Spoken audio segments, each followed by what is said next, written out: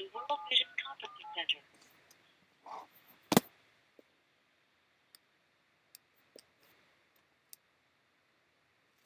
Thanks. Give me 1 second to add you, okay? I'm connecting you now.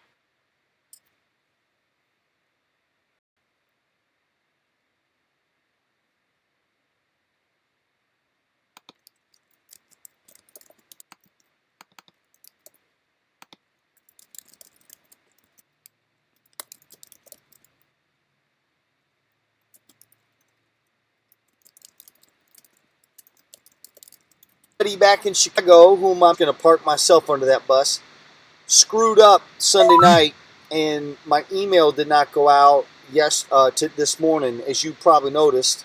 I'm super bummed about it because it has so much stuff in it, and so I'm going to cover it all now. And then before I get out of this truck, I'm gonna send you guys one more email, and it's going to have the two links I'm talking about in it, as well as some coupon codes and some other cool things. So guys, I'm going to open in prayer, and we're going to plow into this sucker. We got guest speakers today. I'm going to make my case for why we got to eat pretzels when we run today. It's going to be an awesome call, but we're going to begin with prayer.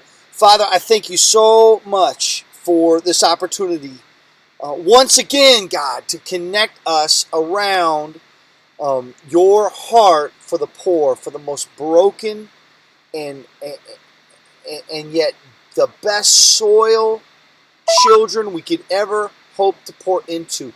You love them and you love us, and that is why you're connecting us in this special way. It's because you love us. It's not that you love them more or you love us more.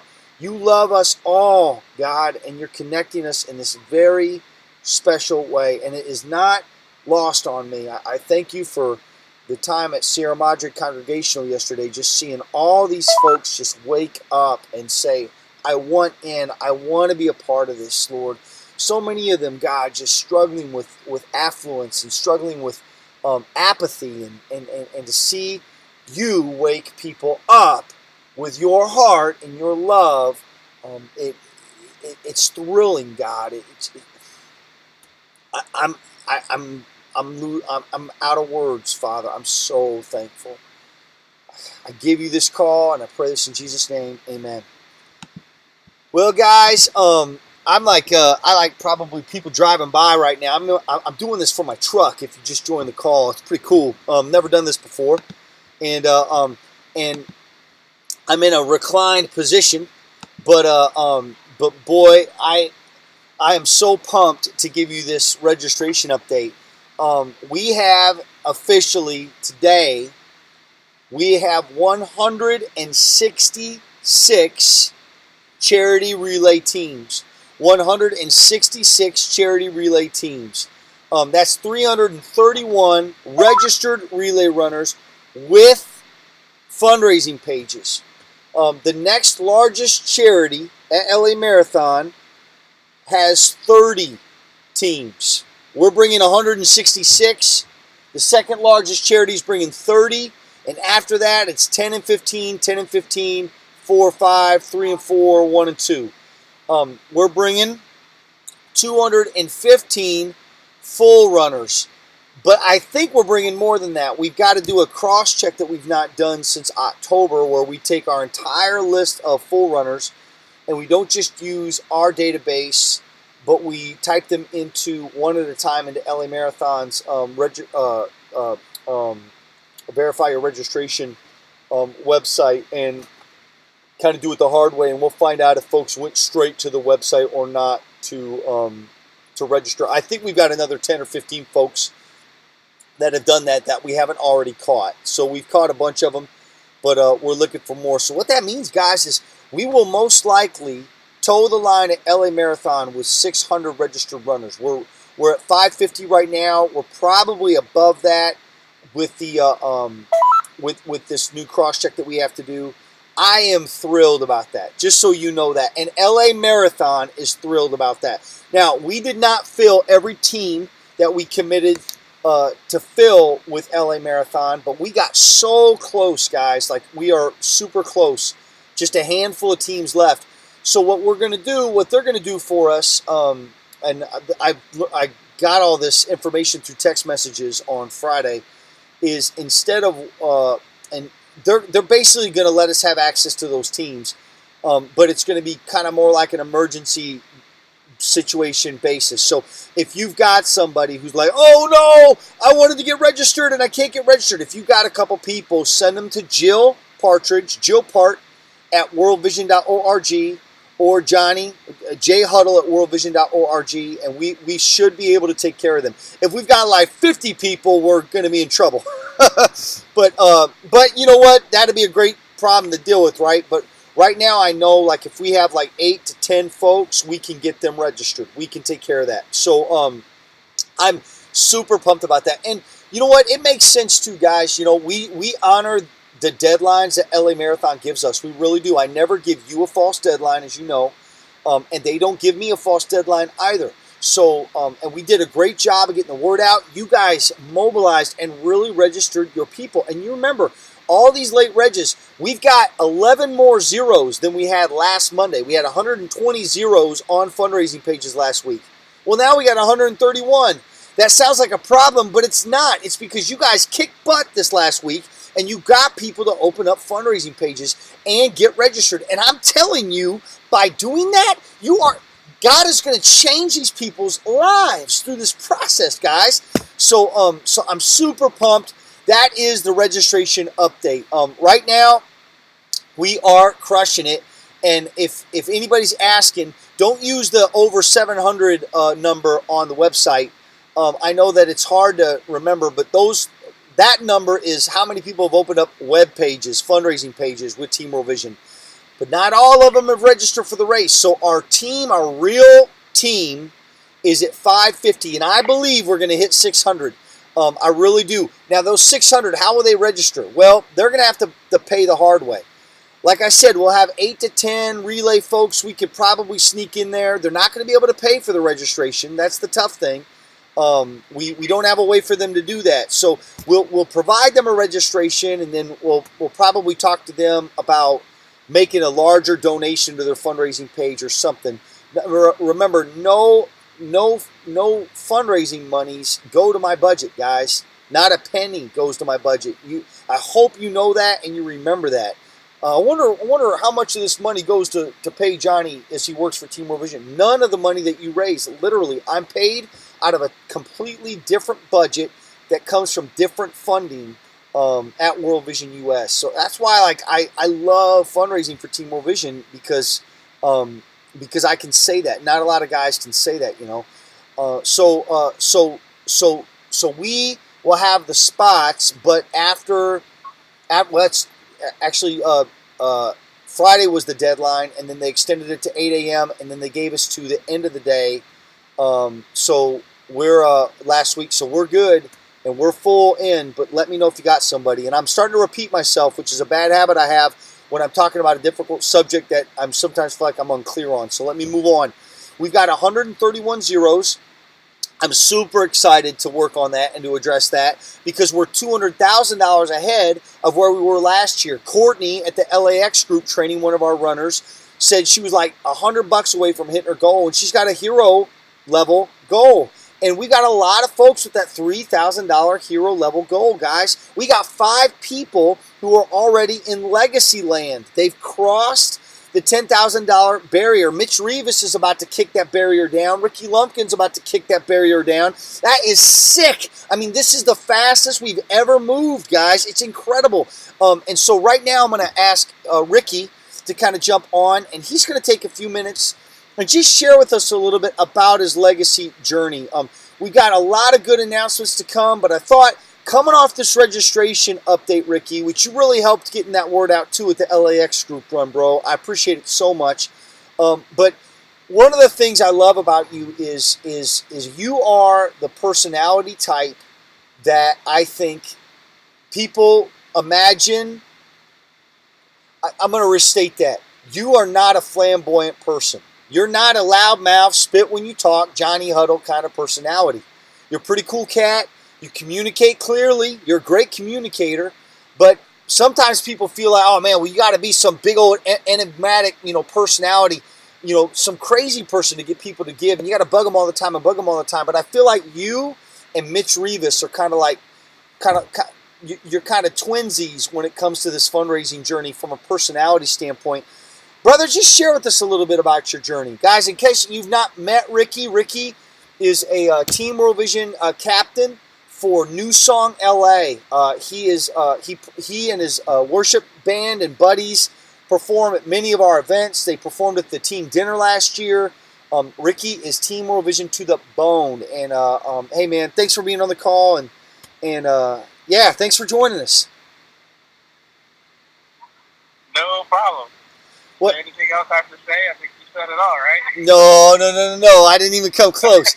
You're awesome. So just like we talked about, just share a little bit about, your Team World Vision story and how it connects to your fundraising story.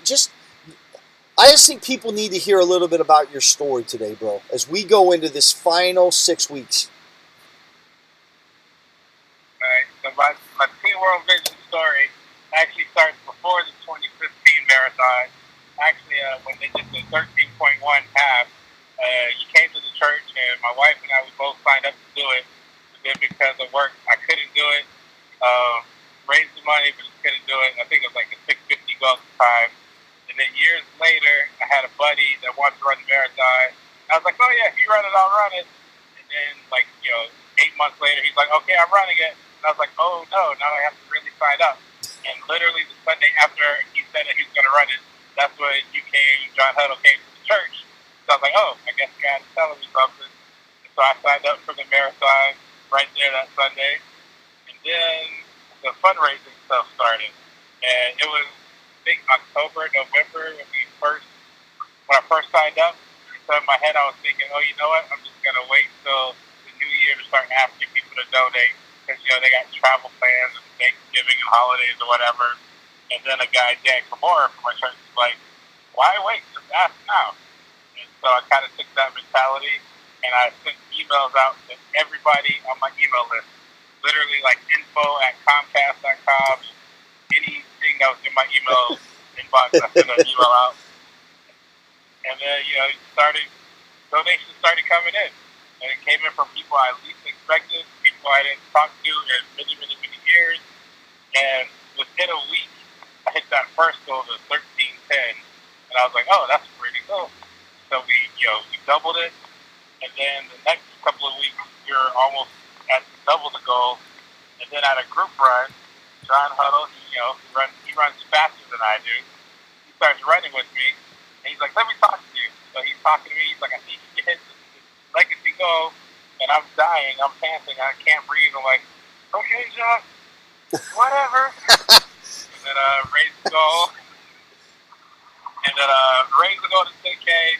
Sent out a lot of emails. I emailed a lot of people, a lot of times, all the time, at least one email a week to everybody. I told them just where I was, how I was doing. I was like, oh, this week sucks. Oh, I need too much yoga before a run. Oh, I am not feeling good. I didn't do half my runs, or I did more runs than I should have done. I just told people what was happening at the time. Got some donations, but was still kind of way behind the 10K goal. And then all of a sudden, I was like, maybe I'll cook fried chicken for people. Maybe they'll like that. And a lot of people like fried chicken, and that was my number one fundraising thing. And so you'll raise a lot of money. And then on the marathon, I was almost at 10K. And when I was hitting the wall, I just started emailing people while I was on the marathon. And then we reached 10K. And that was cool. So let me jump in on that. Because the fried chicken fundraiser, when you say it, and I know we've talked about it many times, but it's so weird to a lot of runners because they never think about doing something like that. So what did people have to do? First off, where did you host the fried chicken fundraiser? I hosted the fried chicken fundraiser at my house. It wasn't so much a fundraiser. It was if you donate $50 or more, you get invited to the fried chicken party at my house. Boom! All right. Now, how long? I mean, what was the time window? Was there a 5 to 6, or of course, I'm asking you loaded questions because I know all the answers. But what was the time window for people to come to the fried chicken dinner? Well, for that year, it was so crazy. Like, so many people started donating because of the chicken. I had to put out a doodle to get, like, time slots. So I think the first people came around 11 a.m., and I stopped cooking chicken at, like, 7 p.m. Ooh, So that's awesome. that was it for the first one. So it was a commitment, right? You're committing your home space, your family time, food. You know, you bought the food, you bought the chicken, right? So you're investing in something, and then you're communicating to people this passion.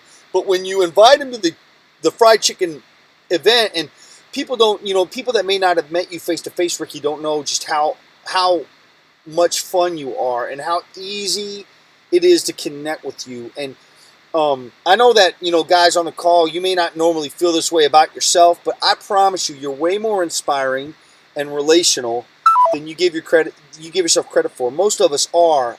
It's a lie of the enemy, always trying to sell us that we suck or that nobody wants to hang out with us. I've been to one of those fried chicken dinners. I've sat at tables, had life-changing conversations, and so the benefit to the person is not they. Of course, everything we're doing, we're trying to end the clean water crisis, trying to bless these children. Everyone who has a face, every child has a face and a name. But the other benefit is really that people come together and they're unifying around your journey and what you're doing, and there's a lot of different spaces people can unify in. But I'm so thankful that you shared about the chicken dinner, because I feel like it's an alternative personality approach where when you hear the word fundraiser, you think big time person who's talking to somebody and cold call them at a Starbucks, or talking to somebody they never met before. There are so many ways to do this, guys, and I love Ricky's mix of get the word out, email, but then give everybody a chance to come to an event where they get to be face-to-face, and everybody there gave. So everybody there, nobody feels dumb, right? Everybody who's there gave. So it is this really cool way of people getting connected, man. Anyway, I love that, and I got to celebrate that for a minute.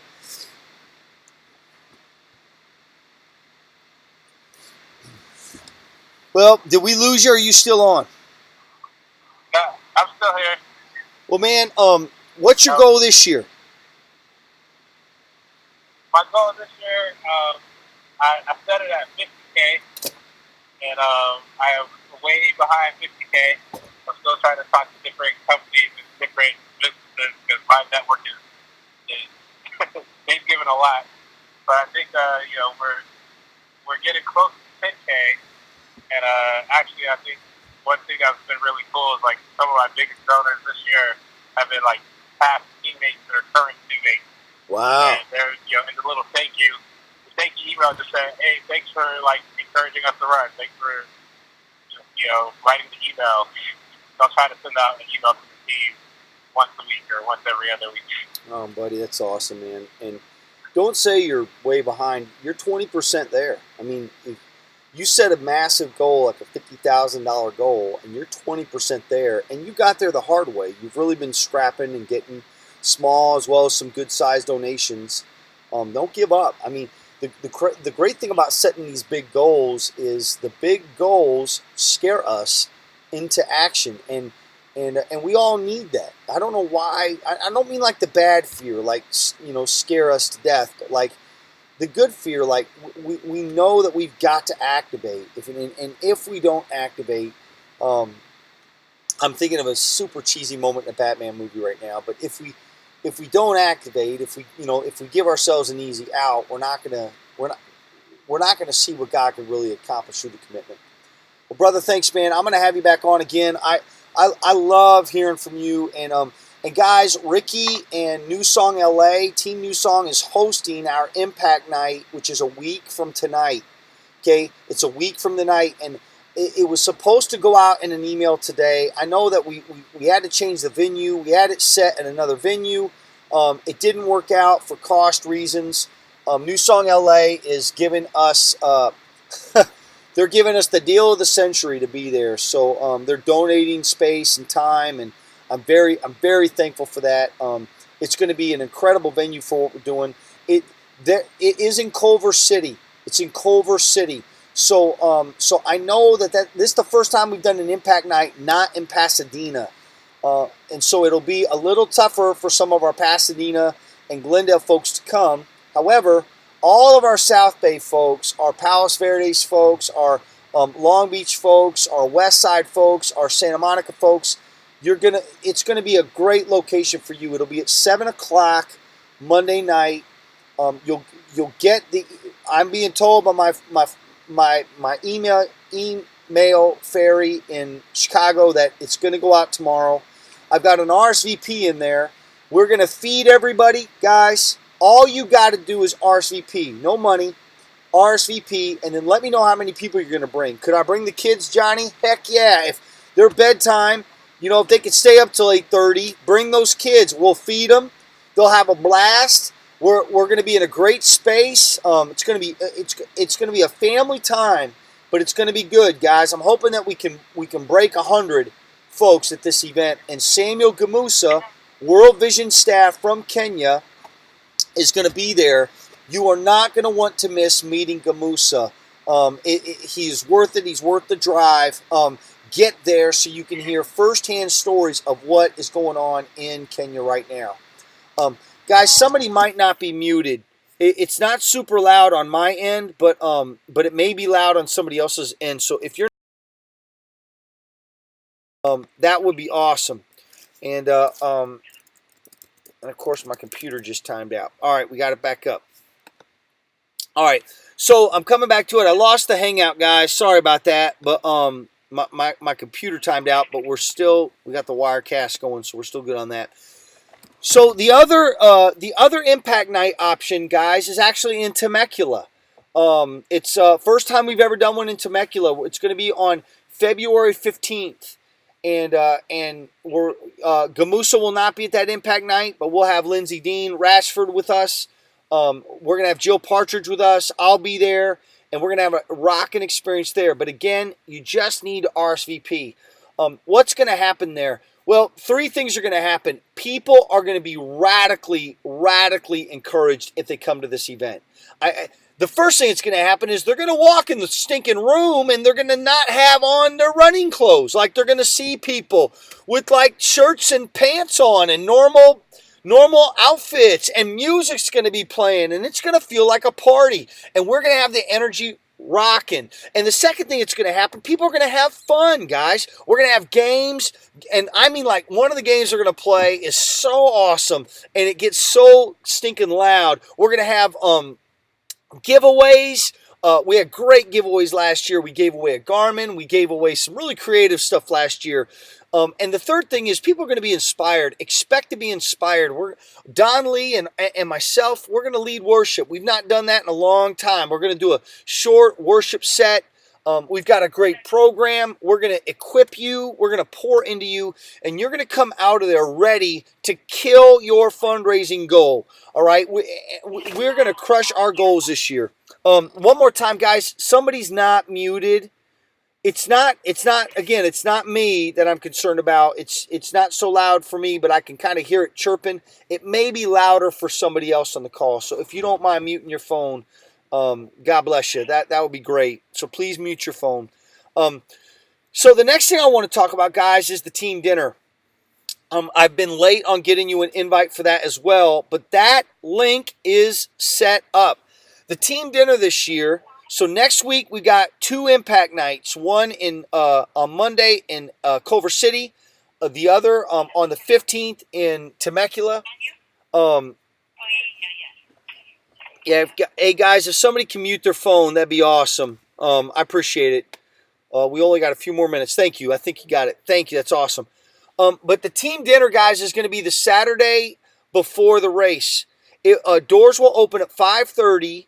And again, for the first time ever, we will not be having our team dinner in Pasadena. Believe it or not, I got the Don Lee, Lindsey Ratchford thumbs up of approval for our new team dinner venue, which is going to be at HD Buttercup in downtown LA. It's right next to this super cool coffee shop. I think it's called Stumptown Coffee, or somebody's going to correct me on that.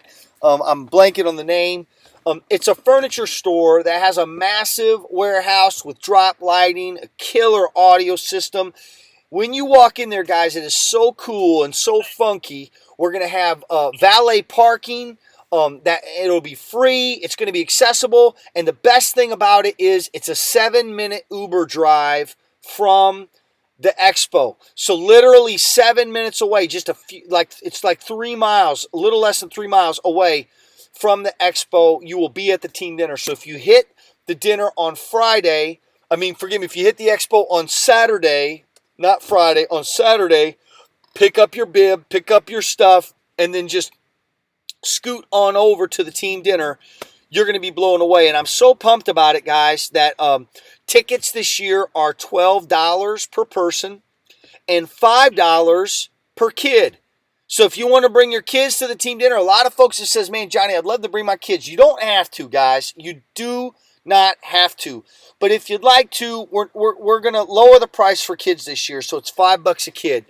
And if you are Legacy and you've hit Legacy, your team dinner is free. All right. And in fact, this week, guys, I've got a discount code, which is going to be good for 1 week, all right? And I'm going to be emailing that to you in just a moment.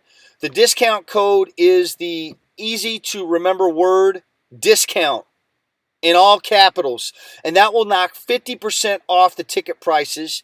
And then you can use a second coupon, KIDS, KIDS. That'll make the kid tickets free. So this week, if you know you're coming to the team dinner, buy your tickets, because for adults, if you use the coupon, it's $6. That's it to come to team dinner. Bring your mom, bring your dad, bring your pastor, and kids will be free if you use the coupon KIDS. So before I move on to my last thing, I want to invite Rich Rell on the phone, and we'll have to keep this pretty dialed in, brother. But are you there?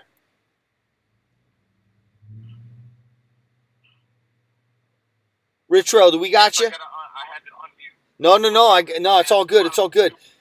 Well, hey man, thanks for being on the call again. And dude, I'm so pumped for you to share. Can you share just a little bit about your time out at the Panorama Group Run this last Saturday?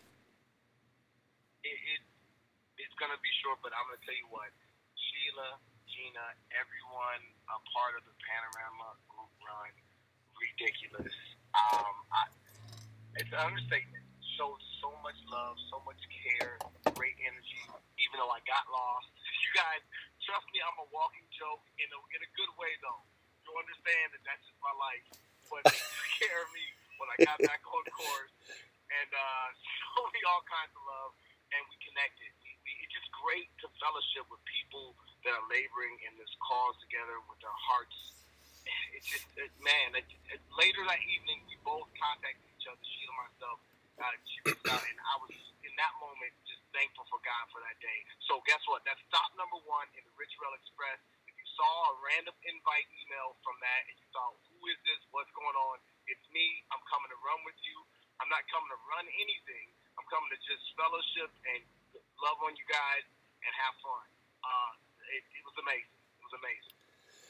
Well, thanks for sharing, bro. I was so pumped. And give us 30 more seconds on one more thing. You said you noticed some pretty good supply action going on at that group training. See, don't make me do that, because I was like, man, I can't say this. It made me feel rough. We went in there, every type of energy support, the bars, goo, Gatorade shakes, regular Gatorade water, pretzels. What happened? I looked like, you guys will learn more about this with me. I grew up, not when I was growing up, and I almost fainted. Because there were so many choices of fuel and recovery. Ladies are amazing. Well, brother, thanks for sharing. I'm so pumped about that, because I need about 2 more minutes, guys, because I want to talk about the weekend coming up at our group trainings. and then we're done with the call. This is the last thing we got to cover. When I heard that Sheila and Gina and Anna and the whole team out there had locked and loaded their fuel, that thrilled me, and it made a lot of sense because, suckers, Sheila just won her age group at a race. She got the dadgum award in the mail. Gina wins her age group all the time. She was the first woman to finish at, I believe, a half marathon a week ago or 2 weeks ago. So listen to the folks that win races. You got to fuel, and your first-time newbie runners have got to fuel. And we have got the 18-mile and 8-mile group training this weekend. And I want to view it, guys. I want to pitch you on this. Can we view this as a dry rehearsal, or a dress rehearsal, I should say, for the 20-mile or 10-miler? And what do I mean by that? Number one, 18 miles and 8 miles are beast distances. In fact, when I've trained for every marathon or half marathon, the 20 and 10 miler never kills me. It's always the 18-8. And it's because it sneaks up on you. You know, you get so amped up to do the 16 and it feels so huge, but that 18 the next week, that's a whole other 5K on top. So dude, guys, it's a chunk, man. So we've got to have our course locked down. We've got to have the course marked. And you don't have to mark it every mile, but you need to mark it at least every mile and a half to 2 miles, guys. You got to do it. The turnaround has got to be clear. There's got to be food at the turnaround. Bottles of water, bottles of Gatorade, bags of pretzels and Chex Mix. At least just have something at that turnaround point, both at the turnaround for the 8 as well as the turnaround for the 18. If you're running for 60 minutes, the rule is you can drink water and fuel after. But almost all of our 8-mile runners are going to be running over 60 minutes. Every minute over 60 minutes, guys, counts. As you know, I have to fuel more frequently than that. I have to fuel every 25 to 30 minutes. In fact, I'm a tailwind runner, so I fuel every 2 miles. And I don't drink a ton, but I take a nice drag on my water bottle filled with tailwind, and that keeps me going. So we got to set that turnaround up, and we got to have stuff accessible. Now, let me pitch you on something here, guys. Everybody fuels differently, and I respect that. But a couple things that I really want to encourage you on is to say no to protein on your run and yes to carbs. No to protein and yes to carbs. And this is why. This is what I've learned. And it was Cyril, and then later our own Ironman athlete. He's actually a professional Ironman athlete. Jason, one of our guys, said to me, Johnny, you're right about the protein. He said, lay off the protein on runs because it's harder for your stomach to digest, and blood will rush to your stomach, and that will make you nauseous. And it's harder on your body. Carbs are awesome fuel on a run on your body. It's easy for your body to break down, and it is great energy, all right? Now, you can't... I've been tripping on Runner's World a little bit the last couple months because the big in-style thing is to mix carbs on your run. So to use 2 different kind of carb-loaded fuels. Guys, for your new runners, I want to highly discourage that, man. I mean, even GU just put out, I mentioned it a couple weeks ago, they put out a warning, do not drink Gatorade and GU on the same run. It will make you sick. When you start mixing sugars and mixing carbs, you can get into a bad situation. I remember Joey Halbert was about to PR LA Marathon, I believe it was the year before last, and that brother just spur of the moment drank a Red Bull on the run, and dude, it rocked him the whole run. He had nausea, and it was bad news. Now is the time, this 18 8-miler, to really get our fuel strategy dialed in. And so there's 2 things on that you've got to have. Of course, you got to have water, but you've got to have access to carbs, especially after that first hour. And second, you got to have access to salt. All right, salt is like the solder that connects the circuits on your motherboard. All right, if the circuits don't fire, it's because they're not soldered right. Salt helps your muscles operate properly. It also sodium regulates your fluid levels. And so a great way to begin messing around with salt and sodium is pretzels. Pretzels are tummy safe. Pretzels are easy to eat. And if you got a little fluid with you, I know they can be a little dry, but they're not as tough to eat as some of those stinking like goo blocks, man. Those y'all eat those blocks. You put that big old wad of like gummy block in your mouth. I don't know how you get it down. I'm not hating. I'm just saying pretzels are easier. They'll give you some carbs, and they'll give you some salt, and that alone at your turnaround could make a world of difference for your first time runners who are going to be running 18 or 8 this weekend. And then finally, one more time, guys, when you sweat, everybody sweats different, and we've got doctors on the call right now that can probably correct the facts I've already given you, but I believe that you can sweat out 3,000 milligrams of sodium. And to give you an example of what that is, if you had cereal for breakfast this morning, all right, then let's say you had a salad for lunch and you didn't get the Thousand Island, but you got like the balsamic vinaigrette. And then let's say you ate some almonds for a snack today, you'd be at about 1,600 milligrams of salt. Now you haven't even eaten dinner yet, right? But 1,600 milligrams, dude, you can lose twice that in 1 hour of endurance running. And so you do need some salt intake. Gatorade does have some sodium in it. I love the sodium levels in Tailwind. I'm a huge fan. I don't do any of the caffeinated Tailwind. I only do decaf now, and it's been huge for me.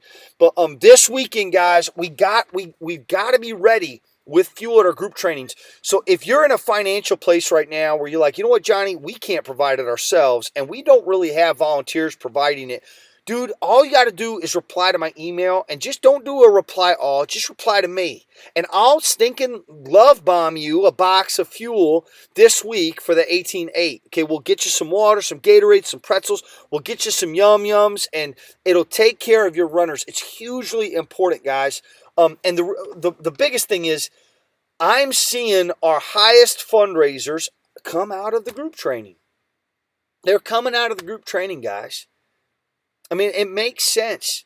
There are a lot of folks out there fundraising for us that have not come to a single group training. It is so hard to do this thing alone, and that's not who we are. You want to go fast? You're going to go alone. But if you want to go farther, you're going to go together. You're going to go together. That's what we're about. So we've got to get our people to that group training. We got to get their butts out of bed. We got to love on them and encourage the crap out of them. And then when they're there, we got to take care of them. So text it up this week, guys. Hit me up, group training anchors, team captains. Maybe you've never helped out with a group training. Don't be soft. Email or text right now your group training leader. Get up on that Facebook group and message them. Tell them, I got you on pretzels this week. I got you on Chex Mix this week. Find out where the turnaround point is and drop a ton of it there, or bring it to the start line at the group training and share it there. All right. Guys, I'm over time. It's 5:38, and I did have a scripture for you. It was out of Mark chapter 1. And I'm not going to read it, but I'm just going to, very quickly here, I'm going to summarize it. Basically, Jesus does an all-night miracle session, literally. He goes to one of his buddies' mom's house, his mother-in-law's house. She's sick. He heals her. Well, then the whole stinking village finds out. And one line of Mark 1 says that the whole city was at the door. Like, when people find out, oh man, they're passing out healing, everybody shows up. And Jesus just starts going to work, man. Boom, boom, boom. He's healing. Leprosy, paralytics, people that are oppressed by crazy, jacked up demonic spirits. He's just healing everybody, right? Well, after an all-night healing session like that, that's like his version of dropping an ultra marathon, right? You would think the next morning he's going to sleep in. But it says in Mark chapter 1 that he doesn't sleep in. He gets up, it says, while it was still dark. While it was still dark. Everybody else is sleeping, dude. He gets up while it's still dark, and he goes off to a spooky, lonely place to pray. And when he's praying, he's been there a while, his buddies find him. And they're all like, yo, Jesus, man, everybody's still looking for you. Last night was nuts. Yo, and Jesus says to them, I'm sorry, but hey, guys, get ready. We're leaving town. We did what we're supposed to do in this town. We're going to move on to the next town. And I tell you what, it is so hard for me sometimes to stay dialed in on what I'm supposed to do.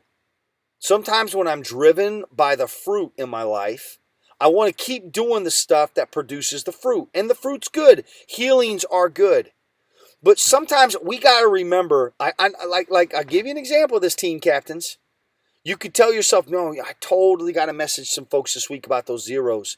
You know what? I'm going to go out on my run, and then I'll post on Facebook my web link again. Is that good? You know it's good. And we got to do that. That's important. But we got to spend that time loving on the folks God's given us. And the only way to do that, I see Jesus doing it in Mark 1.